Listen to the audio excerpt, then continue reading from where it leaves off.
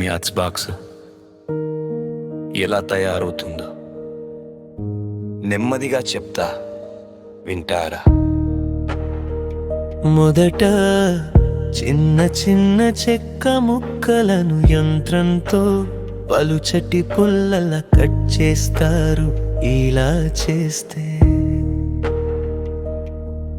ఆ పుల్లలను సూర్యరశ్మిలో ఆరబెడతారు.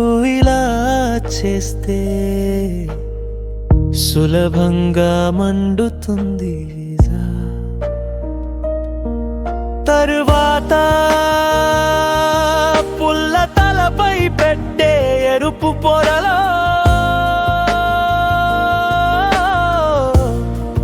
ఫాస్ఫరస్ సల్ఫర్లు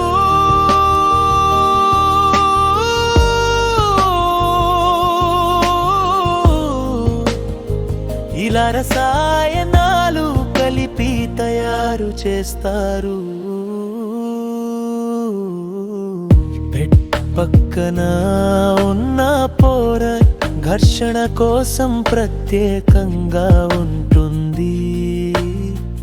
మనము పుల్లను పెట్టే పక్కన రుద్దితే ఘర్షణ వలన వేడి ఏర్పడుతుంది. ఆ వేడి వలన రసాయనాలు స్పందించి మంట పుడుతుంది. చిన్న పుల్లలా కనిపించినా